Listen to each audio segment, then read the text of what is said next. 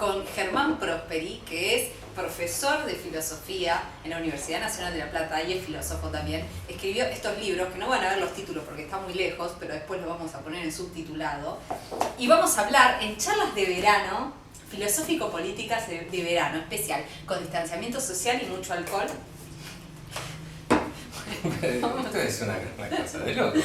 Bueno, vamos a hablar sobre filosofía y política, porque la filosofía y la política son un poco un matrimonio muy antiguo, ¿no? Claramente los filósofos vienen hablando de ese problema y también se puede pensar que la filosofía es política en sí, aunque es medio problemático eso, pero bueno, no importa, vamos a dejarlo de lado.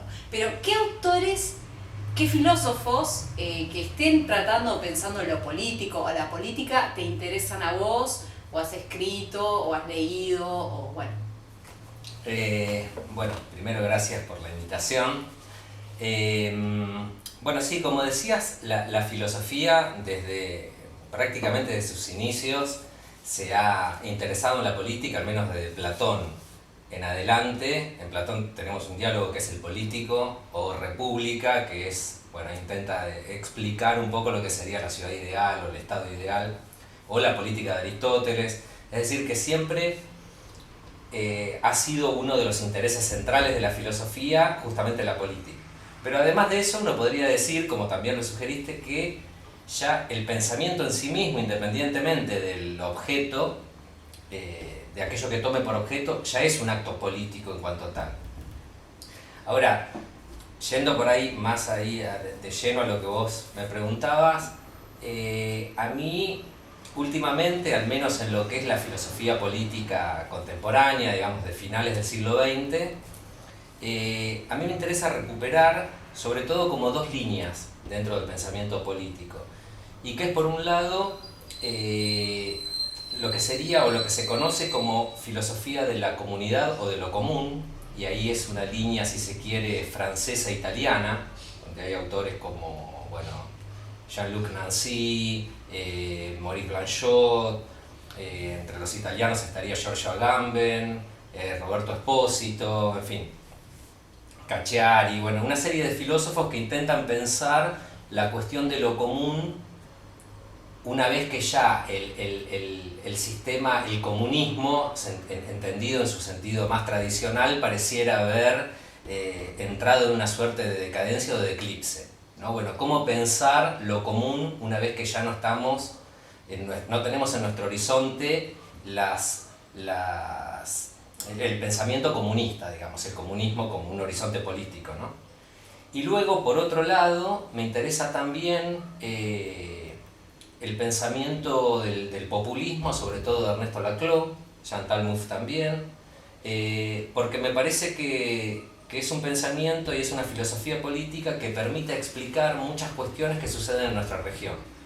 Entonces, a mí me interesa hacer dialogar esas dos líneas, digamos. Por un lado, este pensamiento que vendría más de Francia e Italia, te diría, y por otro lado, este otro pensamiento que es el de Laclau, esta otra línea de filosofía política, que tiene que ver ya con un pensamiento más situado en nuestra región, ¿no? Claro, porque eso tiene que ver, digamos, la filosofía, uno diría, bueno, es teoría, son conceptos, no hay una relación con situaciones sociohistóricas, políticas determinadas, pero en realidad son relaciones totalmente no lineales y complicadas, pero hay cierto vínculo, ¿no? Es como, no sé, como una teoría política sirve para pensar más o apuesta más a determinado acontecimiento político. Qué sé yo, pienso en el Mayo francés, ¿no? Y todo lo que permitió pensar filosóficamente ese acontecimiento político. O qué sé yo, Badiou cuando pone de ejemplo a los zapatistas, ¿no? Bueno, claro, ahí también hay una relación entre, si bien por supuesto que no es lineal y que es mucho más transferible y transmisible a otros contextos,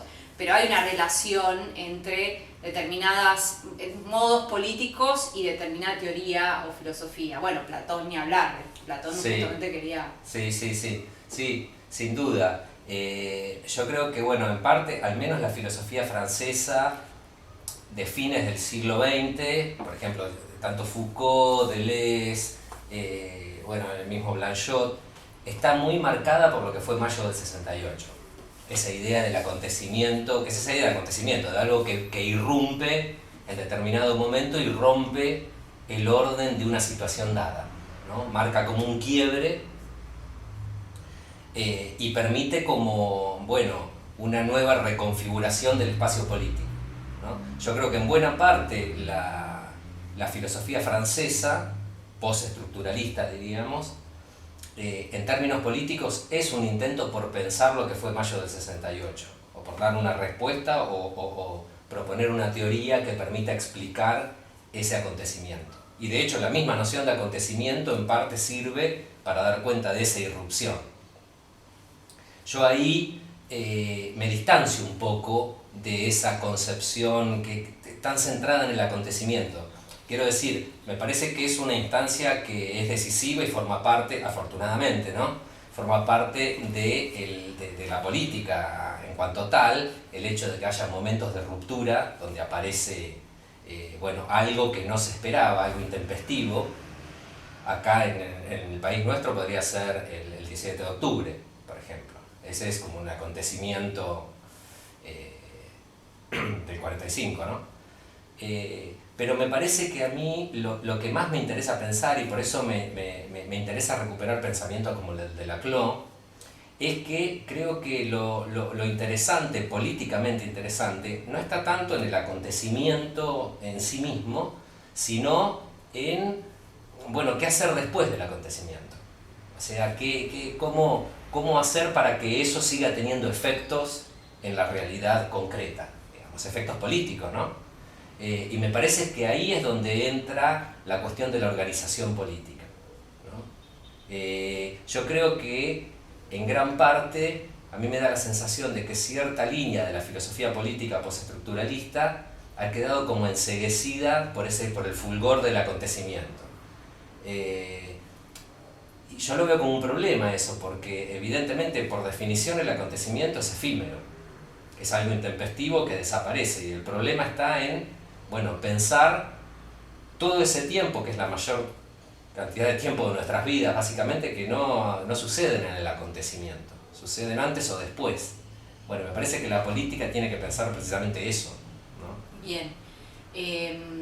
Y si yo te pregunto, porque Agamben sospecho que está más del lado de un tipo de pensamiento que le interesa más lo que se fuga. Entonces, si yo te pregunto algunas ideas políticas de Agamben para que las entienda mi tía María Marta de Lavallol, o sea, lo más sin simplificar, porque bueno, tampoco es la idea, pero algunas ideas en torno a estas cosas que decís o que te gustaría recuperar. Bueno, Agamben, por ejemplo, es uno de los autores que a mí más me interesan, no solo en términos de filosofía política, sino en general. De los autores vivos, creo que es uno de los exponentes que al menos a mí me resultan más estimulantes para pensar y que han sido más importantes realmente en mi formación y en mi modo de pensar y de hacer filosofía. Lo cual no significa que en términos de filosofía política me resulte bastante problemático, y de hecho yo he intentado a veces y he escrito algunos textos criticando ciertos aspectos que a mí me parecen problemáticos de la teoría de Agamben, ¿no? Te pongo así como un ejemplo muy breve de un artículo que escribí hace un tiempo, donde recuperaba una cuestión, digamos, en realidad me dio como un temor al principio de escribir eso, porque tenía el temor de que se interpretara como una suerte de argumentum ad hominem, y en realidad lo que a mí me interesaba es no la persona Agamben, que no tiene ningún interés, sino los presupuestos filosóficos, políticos de la teoría de Agamben. Y en realidad yo recuperaba, digamos, un escrito breve de Agamben donde él explicaba las razones por las cuales no había firmado una solicitada en la cual se reclamaba el derecho de ciudadanía para los inmigrantes, ¿no? Entonces él no había firmado esa solicitada porque no estaba de acuerdo. Sí, por supuesto, reconocía la situación alarmante de los inmigrantes, pero no estaba de acuerdo con la idea de ciudadanía, ¿no? Entonces a mí me interesó retomar eso, porque, sobre todo por la justificación que Agamben daba de por qué no había firmado eso.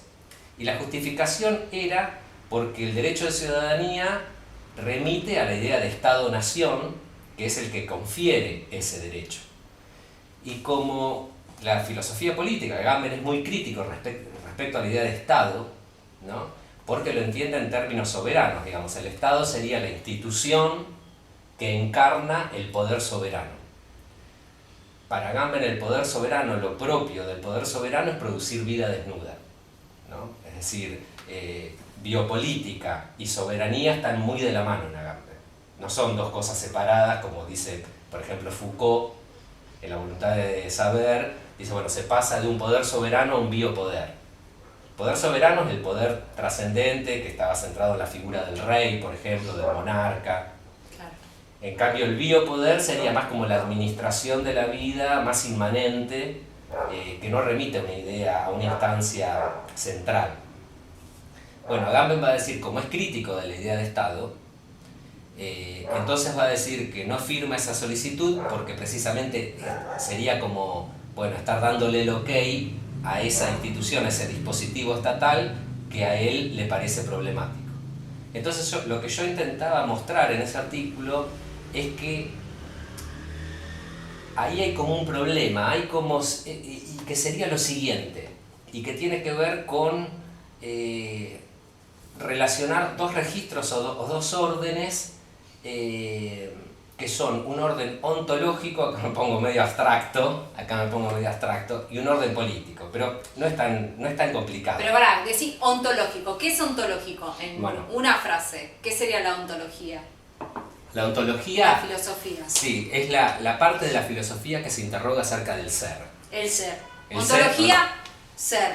Sí. Pero anotás acá. Ontología, sí, o la realidad, tal como son las cosas. Como son las cosas. Sí. Y la política, y vos decís que en Entonces, Agamben hay una una mezcla rara, claro, una mezcla que vos te interesa cuestionar entre la ontología y la política, el sí, pensamiento claro, política. sí. A mí, no solamente en Agamben, diría que es como un gesto muy, muy frecuente en la filosofía contemporánea, a lo largo de toda la historia de la filosofía, diría yo, de pensar una política acorde a una ontología. Por supuesto que toda política siempre presupone un cierto tipo de ontología, de la misma manera que toda ontología es ya en sí misma una construcción política. Eso estamos todos de acuerdo. Ahora, hay como un gesto que consiste en postular una cierta ontología, es decir, una cierta concepción de la realidad, del ser, y entonces pensar una política que se deduzca directamente, sin matices, de esa ontología.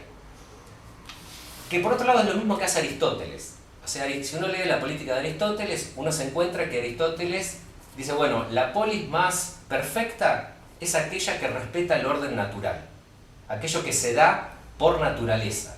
Aparece esa expresión en Aristóteles, ¿no? Por naturaleza. Por eso dice Aristóteles, hay quienes nacieron para mandar y quienes nacieron para obedecer. Entonces, en la medida en que un Estado reproduzca fielmente esa estructura jerárquica, ordenada, que ya se da en la realidad natural, bueno, ahí va a ser mejor ese Estado. Macri.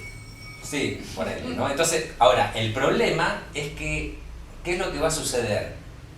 La filosofía contemporánea ya lo que cambia es el tipo de ontología. La concepción del ser, de la realidad es muy diferente, porque en Aristóteles es una estructura jerárquica, trascendente, ordenada, es decir, que hay un fundamento, básicamente, hay una arjé. En cambio, en las ontologías en general, sobre todo a partir de Nietzsche, por ejemplo, que es como uno de los puntos de inflexión, donde la muerte de Dios es la muerte de fundamento, entonces las ontologías ya no tienen un fundamento, no hay un fundamento, no hay una trascendencia, no hay una jerarquía en el orden del ser. Eso significa que al no tener un fundamento, un arjé es anárquico. Anárquico quiere decir que no tiene origen, no tiene fundamento. Entonces, ¿qué es lo que van a hacer estos autores? Es como si, partiendo de esa ontología donde no hay un arjé, no hay un fundamento, intentan pensar una política acorde o que le haga justicia a esa falta de fundamento, a esa condición anárquica ontológica. Entonces, la forma política, digamos, que permitiría traducir de una manera más directa esa ontología infundada es la anarquía. Es la anarquía en términos directos. Claro. Por eso me parece que hay ciertos, por ejemplo, en Deleuze, en Agamben, hay como esa beta anárquica, si uno quiere, y me parece que tiene que ver con eso. Ahora, lo curioso, lo que a mí me resulta problemático, es que más allá de que las ontologías sean diversas, la de Aristóteles, que es trascendente, que tiene un fundamento, y la de Agamben, por ejemplo, la de Deleuze, que no hay un fundamento, es que el gesto de pensar una política directa, que se deduzca directamente de una ontología, es el mismo. En ese sentido, no cambia esa relación. Y a mí me parece que ahí es donde hay que tener ciertos matices. No se puede pensar una política que se deduzca directamente de la condición infundada, de la condición anárquica del ser. Porque si no caes en la anarquía. Claro. Y no es eso. Me parece que ahí, por eso hacía esta explicación, porque me parece que, por ejemplo, cuando Agamben dice, bueno, no firmo esta solicitada, es porque firmarlo significaría, digamos, admitir o aceptar que el Estado determine quién es ciudadano y quién no, o que confiera el derecho de ciudadanía.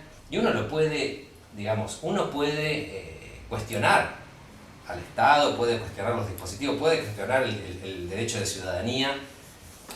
Lo que a mí me parece problemático de estos pensamientos es que no tienen en cuenta las situaciones singulares, Claro. las complejidades singulares.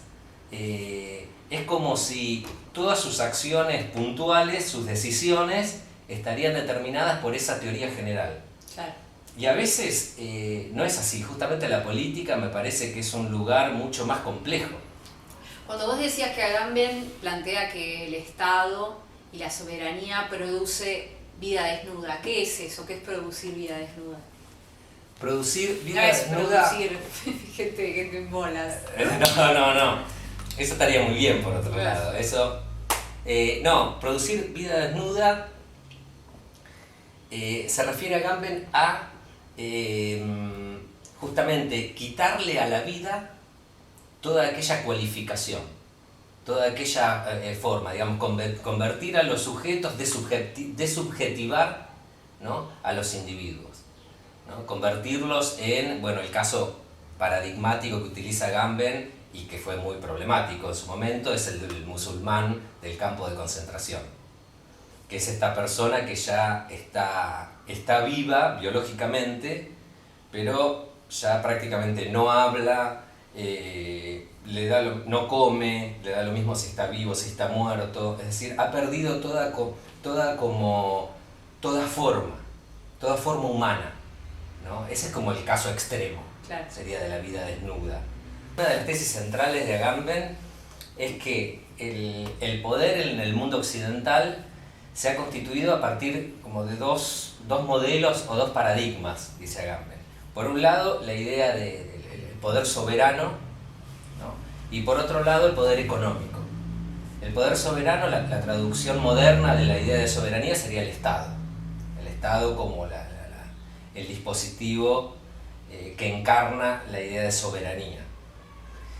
Y el otro polo, digamos, el otro paradigma, que sería la economía, la traducción contemporánea, diríamos, o moderna, sería más la idea de administración neoliberal ahora, o más de gestión de la vida, lo que Foucault llamaba biopolítica, digamos, ¿no?, esta administración o gestión de los vivientes. Entonces, digamos, estos dos modelos para Agamben funcionan en sincronía, ¿no? Constituyen los dos polos, dice él, de lo que él llama la máquina gubernamental. Entonces, ¿qué es lo que va a decir Agamben? Bueno, va a decir que se trata de pensar una política suspendiendo el funcionamiento de este dispositivo. Es decir, una política que no remita ni a la idea de un Estado soberano, ni a la idea de una administración biopolítica, digámoslo así. Entonces, ese elemento que es irreductible a los dos polos de esa máquina, es lo que él entiende por lo que él llama ingobernable o la vida inoperosa, ¿no?, que es justamente esta vida anárquica en el sentido de que en el centro de esa máquina no hay un fundamento, no hay un centro, sino que está vacío, que no hay un fundamento del poder. Eso, digamos, la idea de Agamben. Por eso él, cuando frente a la solicitada esta, no firma, porque firmar ese documento implicaría como estar aceptando de alguna manera la idea de Estado soberano, que es el que confiere el derecho de ciudadanía. Como para él se trata de pensar una política, digamos, a partir de la desactivación de ese dispositivo gubernamental, bueno, entonces esa política va a tener que ser necesariamente anárquica en el sentido ese, de que no hay un fundamento y que por lo tanto no puede pensarse ni a partir de la idea de Estado, de soberanía, ni a partir de la idea de economía, de administración. El otro autor que yo te mencionaba antes es Laclau, que ya lo conocemos más. Que lo conocemos más porque, bueno, es argentino además. Fue al Diego.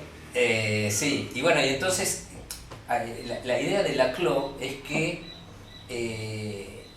para Laclau lo político es inescindible de un antagonismo, de una polaridad, ¿no? De un antagonismo, es decir, de dos términos que se oponen, y que ese antagonismo que puede declinarse de diferentes maneras, en diferentes momentos. Por ejemplo, antagonismos, bueno, uno de los antagonismos clásicos es el pueblo y la oligarquía, que es el del peronismo, ¿no? Pero incluso, no sé, el Estado-nación contra el modelo neoliberal o más de mercado financiero, el Estado del mercado, ¿no? Todas esas son declinaciones posibles de ese antagonismo, que siempre supone un nosotros y un ellos. Entonces, Laclau va a decir que ese antagonismo, esa polaridad, es constitutiva de lo político. Es necesario que esté ese antagonismo para que pueda construirse sujetos políticos. Entonces, a mí lo que me interesaba era hacer dialogar estos dos pensadores, estas dos teorías, porque se ve esa tensión entre Agamben, que dice, no, bueno, hay que pensar una política desactivando ese antagonismo y haciendo que emerja esa vida potencial, esa vida inoperosa que ha sido capturada por ese antagonismo, mientras que Laclau dice, bueno, no se puede renunciar a ese antagonismo porque precisamente puede haber política, sujeto y construcción política en la medida en que se instaura un antagonismo, una relación antagónica. Bueno, a mí me interesa hacer dialogar estas dos formas de pensar la política, porque creo que me parece que es una tensión que es interesante asumirla en cuanto a tal, ¿no? Yo veo un problema en las posiciones que intentan pensar o poner el acento en una forma de pensar la política o en otra exclusivamente. Por ejemplo, Agamben diciendo no, hay que pensar justamente una política de ese elemento que es irreductible, de esa vida inoperosa, de ese ingobernable, ¿no? Entonces cualquier cosa que remita o al polo soberano o al polo económico ya es como una suerte de traición a esa vida potencial. Por eso no firma la solicitud. Claro. ¿No? Y hace por la derecha. No, eso bueno, lo digo yo, no lo dice él, lo digo yo, estoy haciendo un chiste. Sí, no, pero yo creo que es un problema. Por eso yo decía que a veces es como que se pierde de vista, bueno, las circunstancias así muy, muy concretas en las que se van dando las luchas. Yo creo que hay como un purismo de fondo. Hay como un purismo en el sentido de, bueno, está esto que es, que digamos, bueno, no sé, firmar la solicitud, apoyar la ley de, qué sé yo, del aborto, por ejemplo, que se discutió ahora y afortunadamente salió. Pero digamos, si uno parte de la idea benjaminiana de que es inherente al dispositivo jurídico producir violencia, ser violento, bueno, ¿eso qué significa? Si uno se queda en ese nivel de análisis, bueno, no podés apoyar ninguna ley, por ejemplo la ley del derecho de ciudadanía, porque ya hay una violencia implícita en el dispositivo. Se trata de desarticular esa lógica y pensar otra lógica posible. Lo cual está bien que uno se plantee eso y que intente pensar otras lógicas posibles. Lo que yo veo mal es ese extremismo y esa especie de puritanismo que entonces no voy a afirmar nada que implique como una suerte de traición. Claro. Y eso es muy problemático porque, ¿viste? Es esto que vos decís, terminás, lo que yo intentaba mostrar en ese artículo es que un tipo de derecha, o una tipa de derecha, en sus efectos concretos terminan coincidiendo. Yo un poco lo ponía en relación con la idea de pragmatismo de William James. William James dice, bueno, desde una perspectiva pragmatista, donde se analizan los efectos, dice William James, si tenemos dos teorías, dos posiciones teóricas, que supuestamente se oponen, pero que en sus efectos concretos coinciden, no hay distinción, para el pragmatismo esas dos teorías son iguales, ¿no? Entonces, si uno evalúa eso, bueno, la posición de Agamben y la posición de un tipo de derecha, en sus efectos concretos coinciden porque ninguno de los dos firma el petitorio, ninguno de los dos firma esa solicitud. Por supuesto que evidentemente es como una provocación que a mí me interesa mostrar para que se vea el problema, claro. No porque considere que la posición de Agamben es de derecha, claro. Para nada. Agamben no está de acuerdo con la idea de ciudadanía, claro. No con que los inmigrantes no puedan claro. Ingresar a Europa, para nada. Pero digamos, ahí hay un problema estratégico. Entonces me parece que tanto quienes dicen, no, bueno, la única política que vale la pena es la de este resto de esta vida que no cae ni dentro o que no, digamos, lo único que vale la pena pensar es una comunidad de esta vida y esa comunidad no puede remitir ni a la idea de soberanía de Estado ni a la idea de biopolítica económica. ¿Cuánto quienes dicen, no, lo único que hay es antagonismo y no hay nada que se fugue, no hay nada que rompa esa relación antagónica, ¿no? Pareciera que es como un antagonismo que está dado por naturaleza y que no se puede salir de ahí. Bueno, yo creo que esas dos posiciones son problemáticas y que de alguna manera una complementa a la otra. A mí me interesa hacer dialogar esas dos cosas. Parece que las dos son constitutivas. El antagonismo es cierto que en general se estructura en términos antagónicos, las discusiones políticas, pero también es cierto que siempre hay algo que escapa a ese antagonismo, que resulta inasimilable por la lógica bipolar o antagónica. Me parece que las dos cosas hay que hacerlas funcionar como sincrónicamente y asumir esa tensión.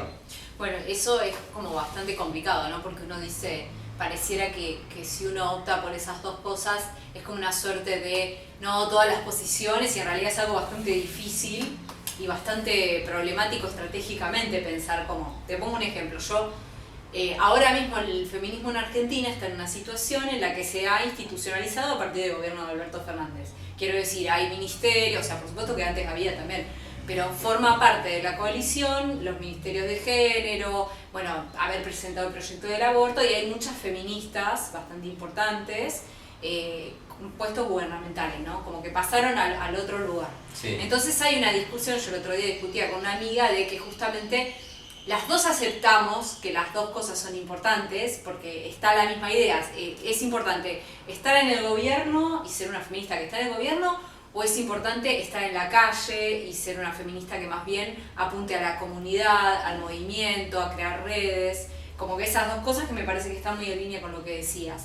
Y las dos estábamos de acuerdo en que las dos cosas eran importantes. Ahora bien, había un énfasis diferente. Para ella era como que decía, sí, entiendo lo que decís, no es que no lo entiendo, no era como antiestatista, pero estaba de esta cosa, pero a mí me parece más importante lo otro, ¿no? Como un énfasis. Y a mí también por ahí, ahora mismo, en este momento estratégico, también me parecen importantes las dos cosas, pero estoy como poniéndole mucha ficha a la institucionalización y a los posibles efectos positivos que puede tener en cuanto a las políticas de género en el país y en cuanto principalmente a la cuestión de la ampliación, ¿no? Que es un problema en este tipo de temas. Sí.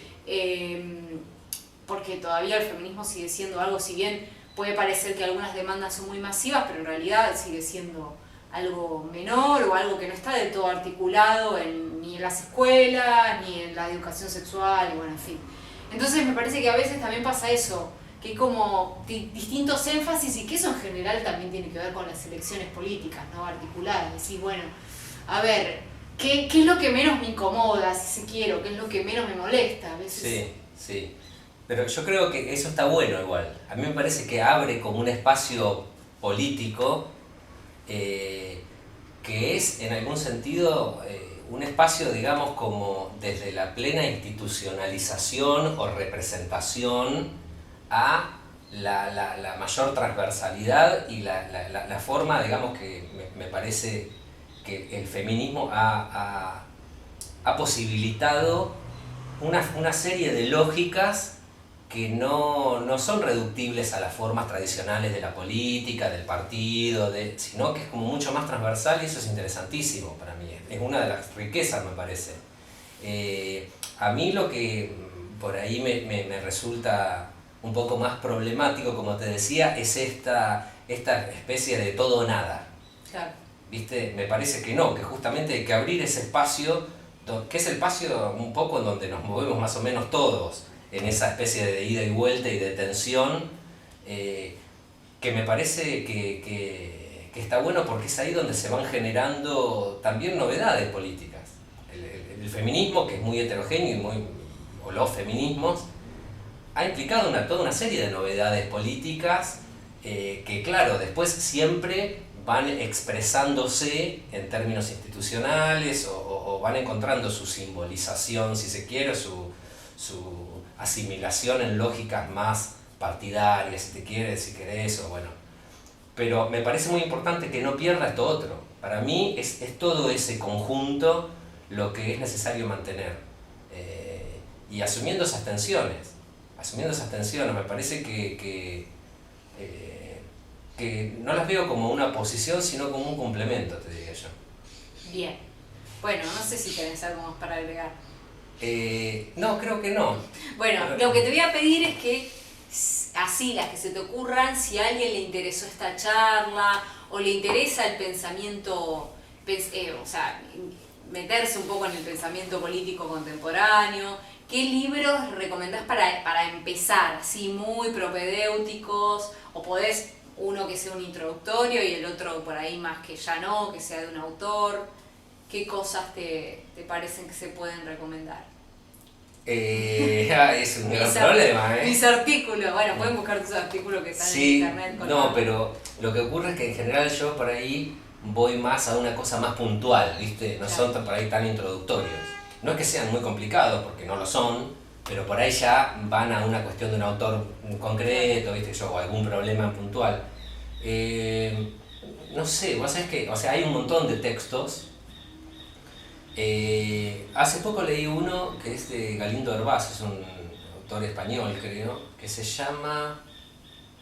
No recuerdo el título, pero sí, no me acuerdo, pero es muy bueno porque hace como una introducción a toda una serie de autores, entre otros a Gamben, haciendo una explicación bastante clara y también señalando algunos problemas. Después, bueno, el texto de Olivier Marchard también es muy famoso, el del pensamiento político postfundacional. Bien, el pensamiento político postfundacional, sí. Olivier Marchand. Sí, Marchard. ¿Marchard? Creo, sí. ¿Marchard o Marchand? No, bueno, no me acuerdo. Bueno, después lo ponemos. Soy muy malo con los nombres y me los olvido. Pero sí que el título es Pensamiento político postfundacional. Y después no sé, hay un montón, pero no me acuerdo ahora. Bueno, no, pero con esos están bien, esos ya son dos, después agregamos. Sí.